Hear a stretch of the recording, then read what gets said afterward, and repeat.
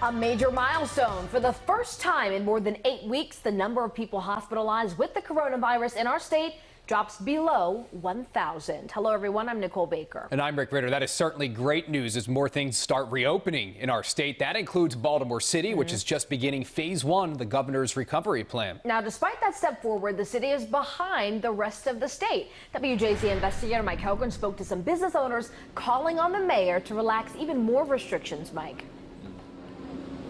And Nicole and Rick, one business owner says she can't afford to stay closed 1 minute longer. She is considering suing the city of Baltimore, but she has her doors open right now. And some restaurant owners say they need more outdoor seating to make ends meet. Today, Baltimore City has moved into phase 1 of recovery, but retail is still curbside only, angering many small business people who want to open their doors. I don't understand why small businesses, restaurants and retail shops, we're the last ones on the totem pole right now. I mean, we're getting crushed. On Friday, when the announcement came and he didn't release retail, there was a collective scream throughout the city of all the retailers and then crying. Fells Point small business owner Beth Hawks posted a picture of the crowd that gathered over the weekend, even as the stay-at-home order was still in effect, and questioned why retailers can't reopen when the city is allowing these large gatherings. She has reopened in defiance of the city's order. They're going to wag their finger at little women that own a shop or somebody, mom and pop shops that don't have a voice. Well, we have a voice and we need to stand up. And the owner of Cooper's Tavern and other businesses says he needs more space for outdoor dining. Allow business owners that have done everything they're supposed to do to open their businesses outside on the streets. 1700 block of Thames Street is one of the widest blocks in the city. It's the best spot. And then, yes, stop allowing people to bring their liquor and beer and wine down and pop a hatchback or a trunk and sell it. That's ludicrous to me.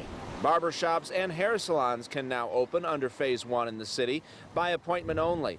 The health commissioner explained why Baltimore City is not moving to phase 2 like every other surrounding county did last week. We'd like to be in phase 1. We'd like to be able to review the data as we begin to open more things up and understand if we're going to see trends. It's also possible we could see spikes with the protest. So we want to be able to monitor the data closely, safely enter into phase 1 before we consider moving on to phase 2. And also tonight, we've learned the first correctional officer in the state has died from COVID-19 complications. A 20-year veteran who worked at a facility here in Baltimore City. The officers' union has blasted the governor for not doing more to protect state employees. Live in Fells Point, Mike Helgren, WJZ. Mike, thank you. Sean Stryker joins us now in Queen Anne's County, and it's not just Baltimore City businesses struggling right now. Sean, many owners there are demanding, practically begging the governor to reopen the state. Yeah, Rick, well over 100 people gathered for a press conference where business owners said they're not only ready to reopen, but they need to. A rally on the Eastern Shore. More than a dozen business owners calling on Governor Hogan to give them a fighting chance. Please, Governor Hogan, give us the chance to open and stay in business. From amusement parks to gyms. Let us in and let us do our thing. Let us go back to running our facilities. And wedding venues to restaurants. Business owners shared stories of a turbulent 3 months. Every day we are losing weddings, every single day. My business operation had to completely change. My employees' lives were completely changed. Some shared steps they've taken to keep employees and patrons safe. We've posted all the signs. We've alerted our staff. We do temperature checks. We have added sanitizing solutions that we will use to spray down the go-karts and specifically wipe down the steering wheels, seatbelt buckles, miniature golf clubs, and any other high-touch surface areas in the park. Others asked for guidance. We have not had a lot of communication from the governor. We don't have a roadmap as an industry on what's going to happen next for us. Now, some of the speakers here today say they respect Governor Hogan and the work he's done to keep the state safe, but they say that they can safely reopen. In fact, their businesses depend on it. I want to thank you for your leadership, and I want to tell you that I think it's time that you lead us down the path to open.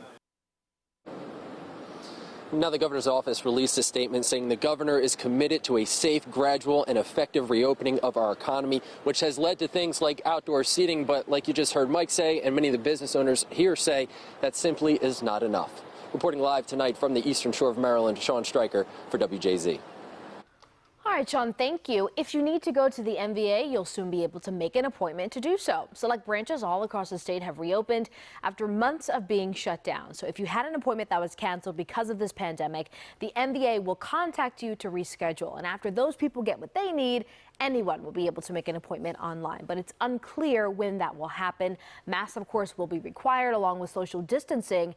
You'll also notice plexiglass dividers have been installed at all branches. So beginning this week, Six Flags America and other state COVID testing sites are going to modify their hours just in time for summer. So, for example, the Six Flags site will now be open on Wednesdays and Fridays from 8 a.m. until noon.